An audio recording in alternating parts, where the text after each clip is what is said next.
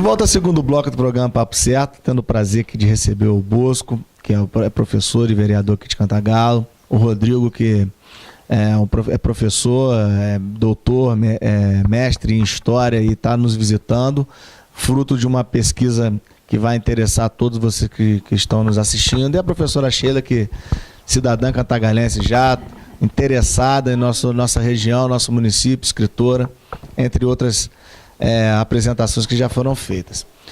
Rodrigo, vamos começar por você. Sim. Que a gente, antes de 1814, que é a data de formação, existiu um processo para que houvesse um desenvolvimento dessa região. E eu queria que você contasse um pouco como é que foi que você chegou a esse personagem Mão de Luva. Eu peço que você possa estar nos explicando. Bem, desde os idos, né, dos anos de 1760, já há indícios, né, de que nessa região havia ouro, mesmo sendo uma área proibida, ou seja, uma área proibida a extração do ouro. Não poderia haver, né, a extração do ouro nessa região e muito menos cultivos agrícolas, criação de animais, enfim, era uma área fechada. Mesmo assim, indivíduos, né, vindos de várias partes, principalmente de Minas Gerais, foram se estabelecendo aqui nessa região. Portanto, nós podemos ver pela documentação que hoje está depositada no Arquivo Nacional do Rio de Janeiro, na Biblioteca Nacional também do Rio, em Minas, em vários arquivos, né, na Casa dos Contos de Ouro Preto, que está dividida, a documentação, na verdade, está dividida em Belo Horizonte, no Arquivo Público Mineiro, na própria cidade de Ouro Preto e também no Arquivo Nacional, né? Essa documentação foi dividida, né, em vários arquivos. Eu posso só complementar? Pode, só uma coisinha, só para poder... Eu acho que isso é importante, porque até então, vários pesquisadores trouxeram esses documentos que estavam no Arquivo Nacional. Pela primeira vez na dissertação do Rodrigo, ele trouxe os documentos que estavam em Minas. Então, é uma outra inserção, quer dizer, não a contribuição, porque o trabalho dele é ótimo, estou falando assim, mas para conhecer a documentação sobre o Mão de Luva, está vindo não só das fontes tradicionais, já utilizadas por vários autores do Arquivo da Biblioteca Nacional, mas da Casa dos Contos, da Casa de Minas. E agora, depois do projeto Resgate também, do Arquivo Histórico Ultramarino. Muito bem lembrado, né? Os avulsos, né? Tanto de Minas quanto do Rio de Janeiro, porque você encontra referências ao Mão de Luva, né? Que era o grande líder do bando, né? Também em avulsos que estão, na verdade, os originais, em Lisboa, né? No Arquivo Histórico Ultramarino, existe esse arquivo lá em Lisboa, né? Na Calçada da Boa Hora, né? Próximo à cidade de Belém, né? É uma área muito bonita, né? Bem, vamos lá então. Então nós temos desses anos de 1760 até 1784, mais ou menos, né, uma série de inquirições de indivíduos suspeitos. E foi através dessas inquirições que foi possível chegar aos primeiros nomes de alguns membros do bando. Fundamentalmente, Manuel Henriques, que era o Mão de Luva, dois irmãos, Antônio Henriques e Inácio da Silva, e os irmãos Lopes. E os outros do outro bando? Que você também achou essa documentação do bando do Montanha, né? Também nesses arquivos. Quer dizer, você trabalhou com os dois no mestrado. Sim. O Montanha e o Mão de Luva, que são líderes de bandos, mas que com perfis, né, talvez um pouco diferentes. Sim, primeiro é importante destacar a liderança desses indivíduos ao organizar esses bandos, né? Nós temos o Joaquim de Oliveira, né, por alcunha Montanha, né, que era o bando armado, numa quadrilha de assalto mesmo, né, tradicionalmente de rapina, né, que atuava na região do Caminho Novo, onde hoje, né, nós conhecemos como Estrada Real, né? Ouro Branco, Mariana. Na verdade, o Caminho Novo, ele vai desde Diamantina e tem duas ramificações, Paraty e Rio de Janeiro. Diferente do Caminho Velho. É o caminho que liga a região das Minas para o Porto. Então, antes ia por Paraty de barco até o Rio de Janeiro, por mar. Depois, ele foi retificado ir direto para o Rio de Janeiro. Então esse se chama o caminho novo, que é o caminho de escoamento do ouro. Legal, né? Sim. Do ouro legalizado. Antes era Paraty, né? Mas depois que o Rio passou a ser centro administrativo da colônia, o principal porto, né, da colônia, né, a principal ramificação foi para o Rio, né? Ou seja, da área do ouro e dos diamantes, que ia ter desde o antigo Arraial do Tijuco, hoje Diamantina, até na cidade, o porto do Rio de Janeiro, né? E temos também o bando do Mão de Luva, que já tem um outro modus operandi, que é ligado ao contrabando. No entanto, ambos são bandos armados, porque atuavam em áreas ermas. O que seriam essas áreas ermas, né? Seriam áreas desconhecidas pelas autoridades, né? Seriam o que nós conhecemos como sertões, ou áreas de fronteiras, ou seja, áreas que não se sabia de fato se pertencia a Minas, se pertencia ao Rio, e logicamente que isso facilitou e muito a atuação desses bandoleiros, né? Se nós pegarmos a documentação do século XVIII, ela é pontilhada de bandoleiros em bandos armados, né? Desde a colônia Minas, toda, né? a colônia toda. Pernambuco, Bahia, né? Principalmente Pernambuco. Principalmente Pernambuco. Em Pernambuco eu encontrei uma rica documentação atestando a existência de bandos ligados ao assalto, a fazendas, nos caminhos, né? Então, exceto o sul do Brasil, que eu não encontrei muita coisa, mas eu sei também que nessa área a questão do contrabando de prata com Buenos Aires era fortíssima também, né? Então, quando nós pensamos em contrabando, tem alguns autores, né, que afirmam categoricamente que era quase um crime ilusório, né, porque não tinha como a coroa combater este ato ilícito, uma vez que as próprias autoridades oficiais estavam envolvidos nesse crime, inclusive os próprios governadores. Tem um caso muito interessante do governador Dom Lourenço de Almeida, né, que estava envolvido com o contrabando de ouro e diamantes, né, que ele voltou para Portugal mais rico que o próprio rei, né? E, logicamente, que ele era de uma família tradicional, de uma primeira casa nobiliárquica, né? E não sofreu uma punição, né?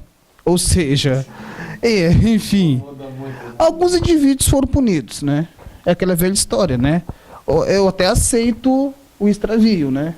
Mas até um certo limite, né? Mas isso não afetou o Dom Lourenço. E o próprio governador. O próprio de Minas, com mão de luva. Não, sim. A partir de 1784, que nós temos a efetivação dessa devassa, né? Essa busca das autoridades em descobrir o que era esse bando, o que era essa região, né? Através de conhecimentos técnicos, a partir da participação fundamental do Joaquim José da Silva Xavier, né, o Tiradentes, o sargento era um topógrafo, né? Quase, era um topógrafo. Sim. Ele esteve aqui e ele ajudou a desbaratar o bando do Montanha também. Isso. E depois veio para cá, o Tiradentes. Depois ele veio para cá. Sim. Na verdade, Tiradentes é uma figura emblemática nesses sertões, né? Porque ele atuou como comandante de destacamentos militares, né? Em toda a região que hoje se chama Sertões de Leste, que abarca desde onde hoje é Juiz de Fora, né? Barbacena, Juiz de Fora, até chegando nessa região. E a partir dessa documentação de 1784, a partir do apertamento das devassas, foi possível chegar a uma miscelânea de nomes que gira por volta de 50 nomes, pelo menos daqueles que foram detidos. E aqui em Cantagalo. Isso. Agora, há a possibilidade de outros terem evadido, né? Agora, Rodrigo, você falou do modus operandi do grupo do Mão de Luva. Você poderia falar mais um pouquinho sobre isso, sobre como que o Mão de Luva e seu bando agiam na região e as relações que havia com o poder instituído, ou seja, com o governo de Minas Gerais, nessa época, por favor? Não, sim. Na verdade, o principal objetivo desse bando era fundamentalmente o extravio de ouro. Né? Não há dúvida, sonegar impostos, corretamente, isso mesmo, através dos caminhos alternativos, que eram chamadas picadas, né? Que eram caminhos não oficiais e era um meio ilegal, né? Fazia parte. Controlavam. E não havia registros que controlassem esse trânsito do ouro, né? Porque nos registros o ouro só podia passar quintado, ou seja, 1/5 do ouro. Todo mundo que extraía ouro tinha que levar para as casas de fundição, extraía 1/5 real, ele recebia um selo e aquele ouro, aí sim, podia ser comercializado, podia ser mandado. E passando por esses registros, que eram registros oficiais, não, passou tanto de ouro quintado, está tudo certo. Eles não... os registros eram para isso. Então, esses lugares que eles estavam escolhendo eram lugares absolutamente distantes desses tais registros, exceto quando nos registros existiam pessoas responsáveis por deixar passar, porque estavam também recebendo alguma coisa em troca do contrabando. Que era o caso. Pois é. Ou seja, a coroa tinha perdido a mão e nesse momento que há o declínio da extração, eles começam a tentar agir para poder diminuir um pouco, controlar e não diminuir tanta riqueza, que Portugal também já começava a decair como império, né? Ou não, mas... Não dá para a gente entrar nesses detalhes agora, porque é uma coisa muito complexa isso, porque não é só o ouro, né? Tem várias outras condições. Agora, o ouro, ele tem no século XVIII, eu não vou lembrar a data agora, porque eu sou péssima para isso, mas tem um momento que eles instituem que, ao invés de dar só a porcentagem, que eles tinham que chegar todo ano a 100 arrobas anuais de ouro enviada para a metrópole. Além disso, podia ficar com a população.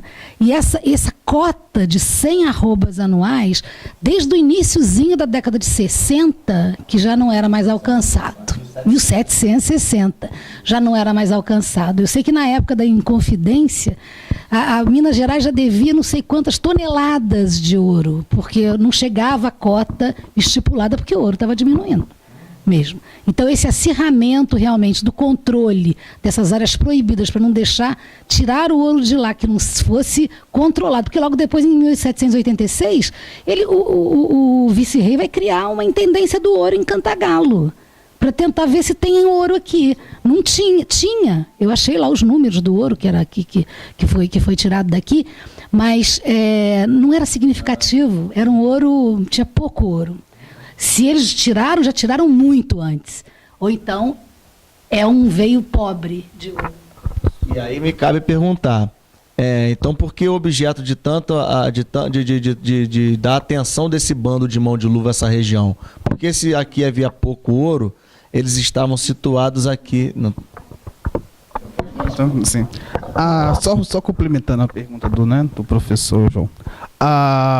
Então, o extravio do ouro era fundamental, mas havia também, dentro onde o bando se localizava, uma pequena produção agrícola, criação de animais, ou seja, eles possuíam uma autossustentabilidade bastante interessante, o que não impediu, por exemplo, até era fundamental, o envio de pólvora e chumbo, né, para os armamentos do bando. Pólvora, chumbo, isso. Você cita também...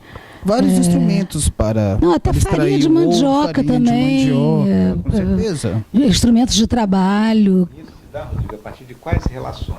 Quais relações que eram estabelecidas? Sim, relações com comerciantes de Minas, provavelmente também do Rio de Janeiro, né? Dessas áreas que se destacavam, áreas próximas aqui, né? Que tinha essa produção Campos Goitacazes, agrícola, Macaé sim, e tudo mais. Sim, provavelmente. Porque havia, inclusive, picadas até Cabo Frio, Macaé, Campos dos Goitacazes, isso, né? Então havia... Mas a relação com quem? Sim. Né? Com quem que... Sim. E havia uma relação bastante ilícita, né? Bastante ilícita, né? Com oficiais do governo do governador Luiz da Cunha Menezes, né? Oficiais de confiança, mestres de campo, soldados, enfim, militares, né? O que nos leva não apenas a desconfiar, mas, né, analisando a documentação um pouco mais detida, né, que o próprio governador Luiz da Cunha Menezes estaria envolvido com esse bando. E isso é categórico quando se analisa nas entrelinhas, né, da documentação, né, e há 3 cartas trocadas.